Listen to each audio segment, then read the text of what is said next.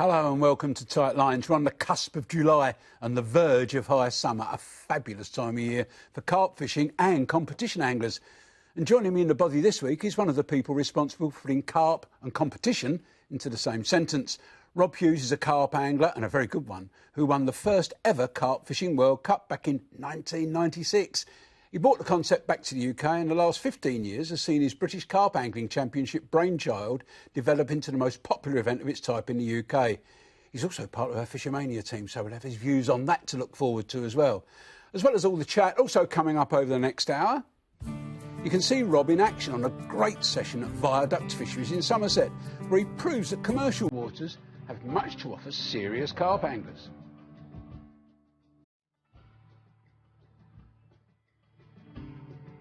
With the field for next month's Fishermania final now complete, we'll have Andy Ford's report on the last two qualifiers at Yorkshire's Woodland Lakes and Lindholm.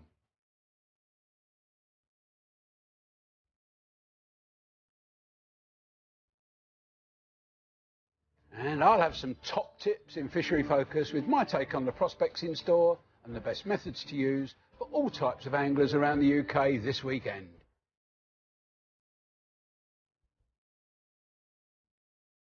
It's good to see you, Rob. It's been a while. I can't imagine how it's been such a long time, but it's been a fair while since you've been here. I think the clock travels a lot quicker now, doesn't it? And we've just been ridiculously busy. But, yeah, it's lovely to be back in again. It's good to have you back. Have you been catching a few fish?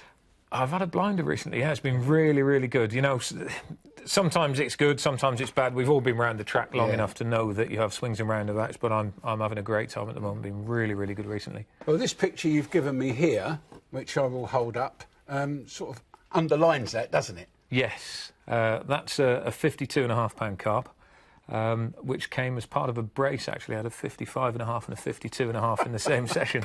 They were overseas, but I like my adventure fishing. I think. I know you do, yeah. Nice to have a bit of mix and match. You know, do different things, not the same thing all the time.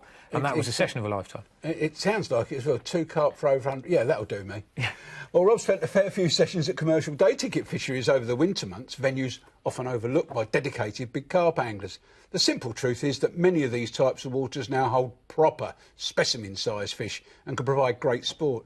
We followed Rob on an early spring outing to Viaduct Fisheries, Somerset's well-known bagging mecca.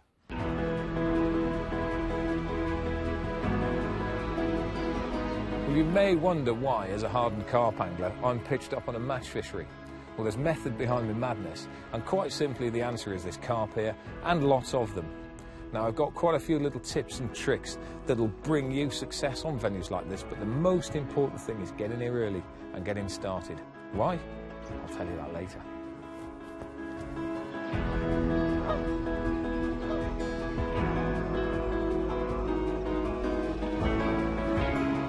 Now, one of the things I always like to do is not set up directly on the peg, because a lot of the time in fisheries like this, the carp are right under your feet, either under the trees, even under the platform directly in front of you.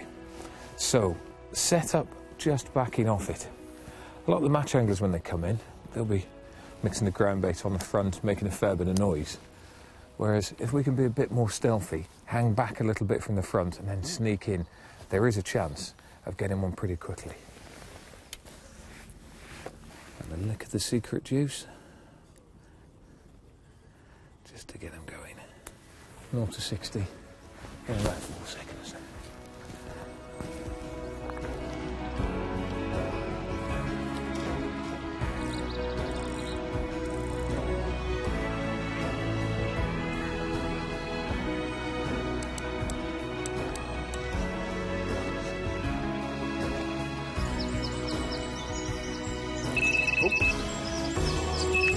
Well, that didn't take very long at all.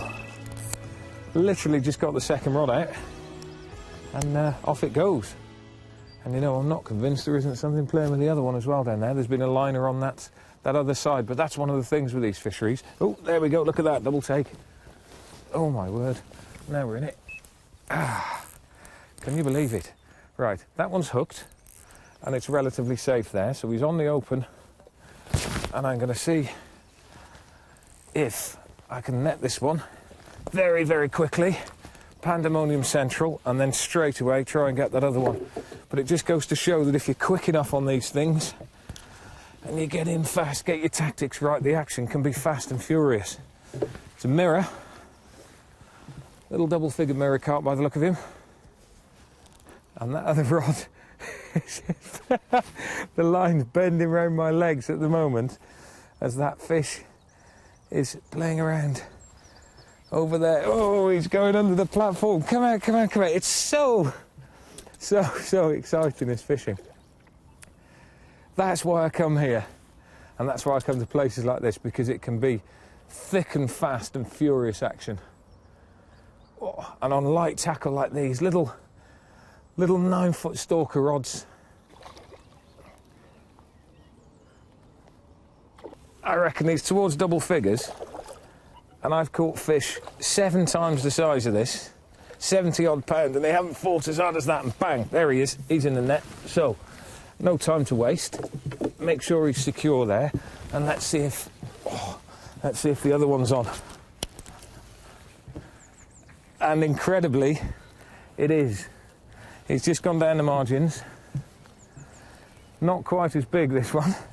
Only a little one in a fight, nowhere near as spirited, but nevertheless. Great, great fun. There he is, look. Bionic mirror carp coming in. And that's one on the pink candy stick. And that's another one on the fishery pellets. And that, my friends, is 2 bites in about 5 minutes. Well, here she is in all of her glory, a bit bigger than I thought. First estimates, 10, 12 pound. On the bank estimates, 16, 17 pound. And an absolute scrapper. Well, after that little bit of carnage, while the rods are out the water, I'll just talk you through the rigs that I'm using. And they really are quite simple. So, for a starter, I've got a decent bit of mainline going through to a small length of lead core. I like to get everything sunk down, if I can do, on one of the rods at least. Then come into inline lead. Now I've got an inline lead on both of them, and this is a 2 1/4 ounce inline lead. Reason being, it's a bit more heavy than the sort of leads that these carp are used to. And that takes me on to the hook link. This is a supple hook link, but once again, look at that, very, very short. A lot of the guys here will be using a longer hook link, so the fish will not be used to this sort of presentation. Coming down to the business end, very, very simple there, look. Size 8. Short-shanked, beak point, barbless hook. It's a barbless hook rule, so make sure that you check your fishery rules. And then, quite simply, 2 pre-drilled 8mm pellets. Now these are the pellets that go into the fishery regularly. I've had a word with the guys in the shop. They say these are going in and they're working. Now, any information I can get, I'm going to use. So that is the basic starter for 10. I like to put a bit of taste and smell on. So, small, stocky mesh bag of some pellets and pre-soaked ground bait, and then just on top of it I've got the secret liquid. Sorry, not telling you what it is. A little lick of that on there, and that is fatal attraction for the carp. That is rig number 1. Well, the second one is equally as simple. 1 or 2 small differences. Firstly, I've got a stiff material so it kicks out away from the lead, and then a whittled down piece of candy stick. Now, boilies are banned, so I'm using the old candy sticks, and that will sit balanced just off the hook. A bag on that, and that, once again, is perfect.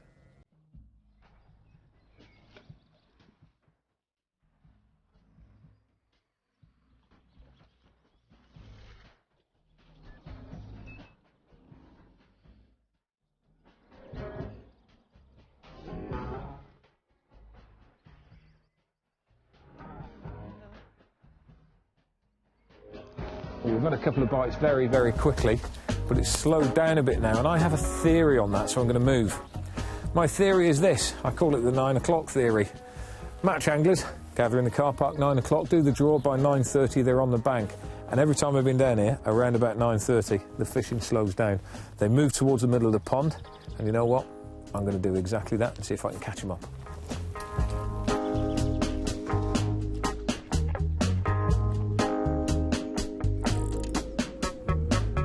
Right, ready to rock and roll. Riverbank, peg 85. Seen a few fish now, so without further ado, let's see if they're down here.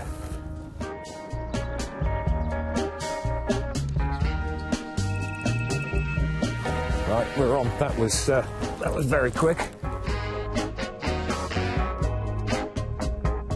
Quite a good fish, this one.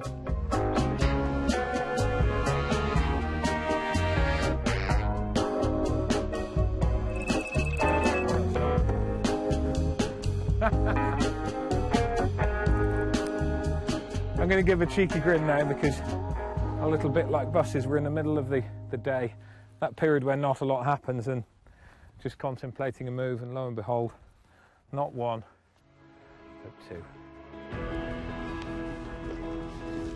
And back, he's in.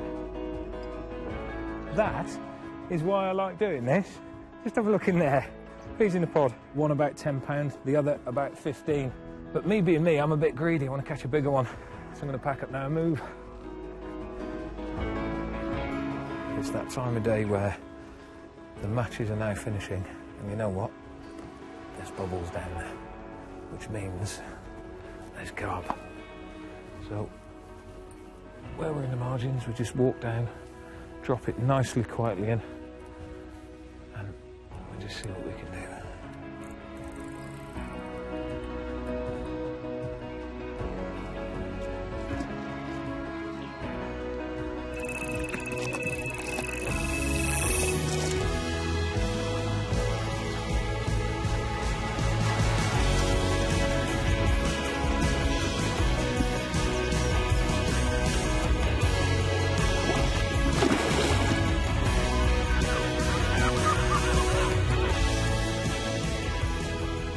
There we go, another one in the bag.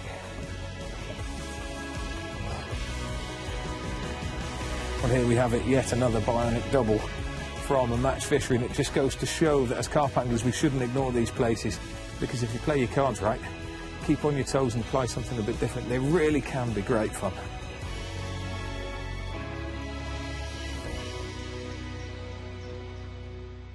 I think you're a bit like me. You believe that you learn more about fishing catching fish than sitting watching a rod tip or a float that doesn't move. Well, you don't learn anything by that at all, other than the fact that you're not catching fish. Yeah. So, you know, there's no substitute for catching, is there? And getting out there and doing it is the key. And for me, I think adaptability as well. There's so many things that we can learn from each other.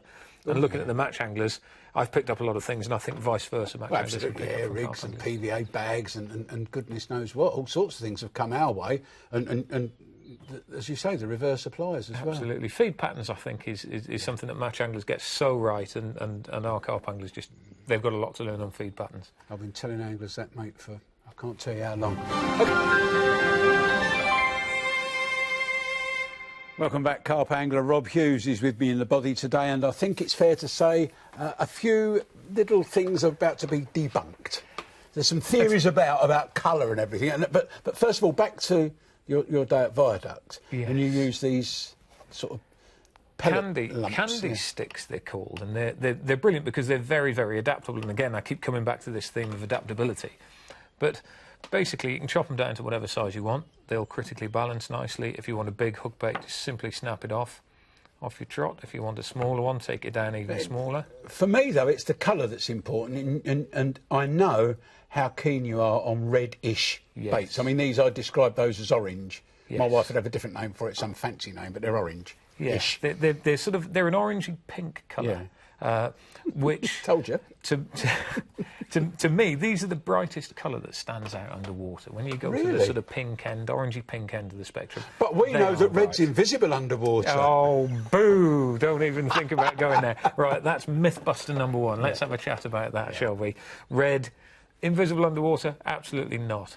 Red is not invisible underwater. What happens is when you get to a certain depth, it changes colour and it goes more greeny grey. So it goes onto the grey scale. But that's very, very deep, and that's in salt water. So as soon as you get to 10 metres, 30 feet, that's when it's gone completely. It starts to go about 6-8 feet. Does it? Yes. But there's a bigger thing that matters as well, and that's whatever's in the water. So if you've got suspended solid in the water or algae, then the light that's shining down is green. So it's putting a sort of greeny red tinge on it. But we'll have a look at some pictures. Let's get these out. Tell us about that one. This is 12 foot of water, and there's three myths that we've got to look at here.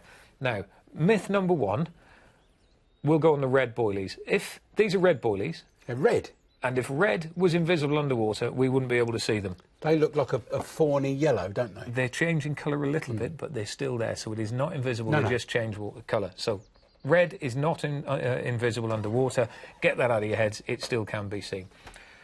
Let's have a look at this bit down here. Silt. Silt is black, of course. This is what we're told all the time. Yeah. Now, I've been diving for 10 years and I've never seen silt black. It's black underneath, but actually the silt on top is whatever your local brick is. So if you live in the Cotswolds, your silt on the bottom of the lakes is going to be like Cotswold stone. It's yellowy. Really? Move over to North London, it tends to be slightly more orangey colour. Over in Essex, it's even more orange when you're in the Midlands. Exactly. There we go. That's why it is. That's where they get it from. So, you know, all of this silty black rubbish, silty black hook links actually stand out like a sore thumb on the bottom because there's very little that's black unless it's dead and rotten. So, hang on, one last one on that one, just before we go with it. Sorry, let's go back with that one, apologies. The last bit here, green, look at the colour of the water. Yeah. Now, when you look down on that, it looks crystal clear. Yeah. And you look into it, 10 foot deep, it looks crystal clear, you can see the bottom. When you look laterally, you see algae in the water and it's green. That has a massive effect on camouflage, and we'll see a little bit later on why that's the case. Is that all natural lighting, or are they lit at all? All of these are perfectly natural because, to me, I want to see what the fish sees. So as a result, this is it. Sure, now look, way up. This is underwater. There's another red boilie. Good Lord, we can see it. What does that mean? Once again, red. What sort of depth are you looking at here? This is 5 foot deep. This is in Brasenose. I'm using a PVA bag of pellets. See, when I first looked at that, the pellets didn't stand out to me. I did when I looked closely, but when I just glanced, I thought it was just a single hook bait. Exactly, and that is the whole point of this, that pellets on gravel, when they first go in, are actually a very, very similar colour. So look how close the gravel is to the pellets themselves. People fish a bright bait. They'll fish a pop-up, they'll fish a yellow pop-up a lot of the time, and they'll fish a PVA bag and they're thinking, brilliant, I've got a nice bright bait there, it's in a bright bag of pellets. They stick it on a gravel patch, you know what, it virtually disappears. They're catching on it, but they're not catching because it's bright. They're catching probably because it's camouflage. Exactly, that's just what I was going to say, exactly the opposite, I had a long chat with Jim Rawcliffe, who used to have a bait company, about his baits, and his baits were silk colour, that yellowy, orangey colour, you know, and he said, I want my bait to be invisible on the bottom, more or less, because I want them to be attracted by the quality of the bait. I feel that fish in clear water sight feed and fish in darker water scent feed, but then you bring caution into it as well, and if they're cautious, then they're going to be more cautious of something that's bright than something that's natural. But this you've got in this colour chart. Now, what's this in aid of? Now, Fordy put me onto this because we were chatting about colours, and he's into his lure fishing as well. And the key point here is that it's showing the colours of the spectrum. So you can start anywhere and see what the opposite colour of the spectrum is. So let's start at blue. And this is the ultraviolet end there. And red is the opposite. It's sort of infrared, more towards the orange end. So let's look at what the primary colour is and the opposite colour. But can I just lean across there and grab that? Let's grab that water there. So this is the colour of water. That's typical of UK water. Now, green. Very, very similar here. What's the opposite colour on the spectrum to that? Red and pink. Now, if you want a bait to stand out in that colour water, then go red and pink. If you want one to blend in with it, go closer to it. So you either go dark green or alternatively you go yellow. And all these guys that are fishing yellow baits, got some baits here, they're putting that in. You know, you lose it very, very quickly. Yeah. And this is a really high very glow bright bait, really fluorescent. Yeah, very bright. When it's on the silt, when it's on the silt, it's going as well. So appreciate that's quite hard to see down there. It stands out a little bit, but it's nowhere near as obvious as, say... As in studio lighting, which is really, really vivid. You know, but look how much that stands out a lot more. Yeah. So think about your colours. In blue water, if you're sea fishing, then orange is going to be very, very obvious. So slightly further around that scale. So if you want a bright, obvious lure in the sea, then orange would work. So if you had a darkish one, blue or dark green, either side of it, that's going to seem to be a camouflaged fish. But a bit of a flash of orange on it, and that might be something that would work quite well. Now, that's with bait. What about the opposite? What about camouflage? What about hiding our rigs, if you like? Well, to me, hiding the rig isn't as important. It's pretty important, but carp's eyes are on the top of their head, and they're prey, so they look around. They can't see underneath them, but what they're very, very aware of is what's up in the water, and to me, line is more important than rigs. So we'll just take a look at this one here. This is line, and you can see how obvious it is just over the top of weed. Again, the water was quite clear, but this is probably 3-4 foot down. Very, very, very visible. What colour line was that on the reel? That's a typical green mainline. Typical green mainline, but when it's underwater, for a start, it's shiny, so you can see there's a bit of reflection there that stands out an awful lot, and the rest of it does stand out as well. Now, if that's up in the water, it's going to scare the fish. So what I like to try and do is camouflage it if you can do. This is a shot to illustrate why camouflage is important, and I always feel that the answer is in nature. So what colour's a heron? Grey, white. Why? Because the sky above it is normally grey-white. If it wasn't important, why is the pike that colour? That blends in very, very well. But let's also look at the other animal that's in here, and there's that. There's a snail there as well. They blend in very, very well. Massively important. We've got a bit of your underwater footage that will highlight that a bit more, highlight camouflage, and here we go. We put a rig there to make it look very, very obvious, What so you colour's can that see boilie? it. That's a green boilie, definitely. Okay. So it's green, so it stands out. But this is a line that I've been working on. And to me, if we can get as close to an invisible line as we can do, then surely that's got to be better. So the fish literally can't see that. Bear in mind, we're human beings. Oh, there it is. Just got my finger underneath it there. Yeah, just see it off the end of your finger. You can't see it on your finger, see it off the end of your finger, yeah. That's it. And it's a fluorocarbon. But one of the things with fluorocarbon is that light transfers down it and makes it very, very visible. So we've changed it slightly, and I'm afraid I can't say why, but we've changed it slightly to make it blend in even more. It's a trans khaki, which means that is the best colour to hide both on the bottom and up in the water. We have got another shot somewhere of it up in the water. On the bottom, you just can't see it because obviously it's pulling the colours behind it. When it's up in the water, it's still exactly the same. And one of the problems with fluorocarbon lines, people think, oh yeah, they're invisible underwater. You know what? They're not either, because they're like an optic fibre. And when they're up in the water, the light hits them, travels down them, and they glow up from the inside. You've spoken a lot about how colours and things look underwater. Now zigs are a bit of a weird thing, aren't they? Because there is something hung in the middle of the lake. And if fish are afraid of line, why do zigs work? Well, let's have a look at the trout world. Matching the hatch, first and foremost. So I specify, or I split zig fishing into two different types. There's clear water zigging and there's coloured water zigging. Now, winter and this time of year, not necessarily, because you can have clear water in the in gravel pits. So with clear water zigging, what you're trying to do is you're trying to match an emerging nymph. So a lot of the time the caddis are coming out. You know, we've seen it all the time. Now is the time when they're on the way up, and the big carp are looking for these. Now, I don't necessarily think that they hunt them, but they do sit at certain levels waiting for them to come out. And I've been lucky enough to see them crawling along the bottom and then swimming for their lives. When they're on the bottom, they are properly disguised. They're hard to see. Now, if the water's 6 foot deep, they've got a very dangerous 6 foot swim and a little bit while they pop through the surface film, dry themselves out, then they're off. That's the most dangerous time in their lives, and they swim like Billy-O to try and get up there. And of course, the carp know that, and they're on them, and it's an easy feed. So what we're doing in clear water is we're putting zig aligners, black ones, out there to try and match what the hatch is. And this is the key, because again, we're effectively lure fishing. Match the hatch. That's the key. Coloured water zigging now. Let's have a look at that. What you're doing is you're putting feed into the water, so you've got a stodgy mix, you want a cloud mix going in there, a blizzard mix, something like that. Up and down, Absolutely. Get everything in the water. And what a lot of people do is they use yellow. And even though we looked at yellow earlier being similar to the colour of the water around it, when you're clouding it up, it stands out in that cloud. So yellow aligners is ideal for if you're coloured water fishing and baiting over the top of it, and black if you're clear water fishing. Now, on the fish being afraid of line, I've got a theory that they don't know what line is.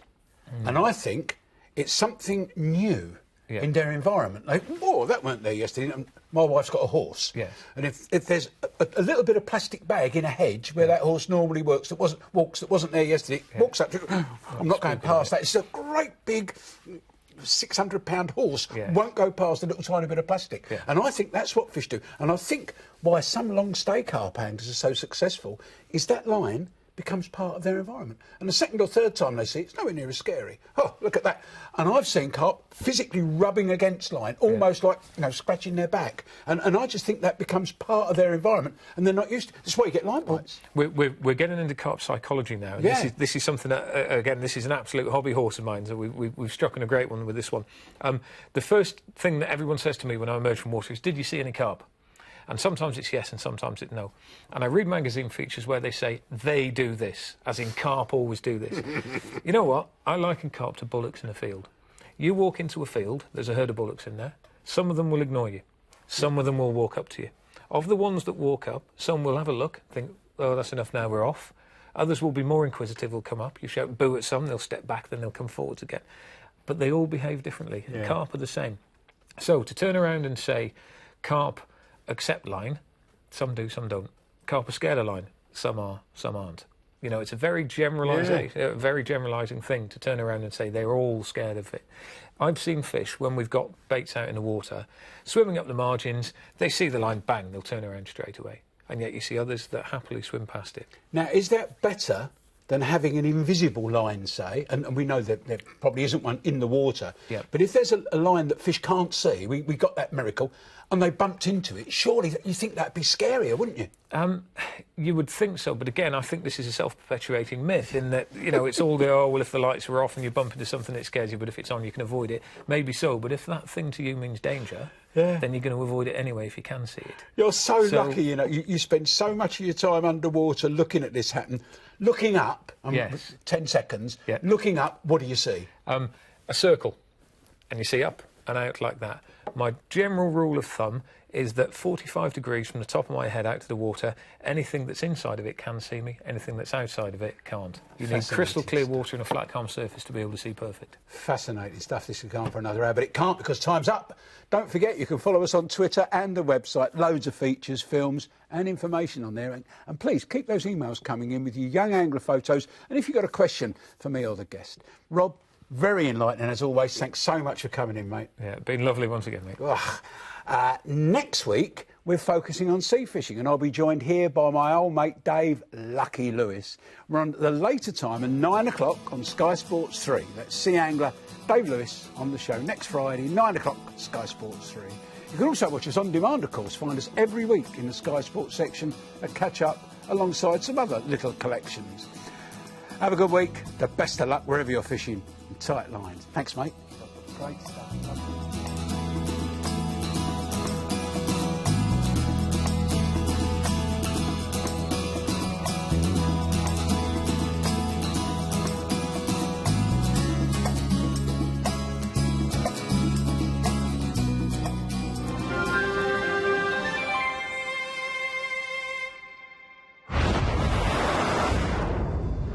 Watch all 6 Sky Sports channels on your mobile and online.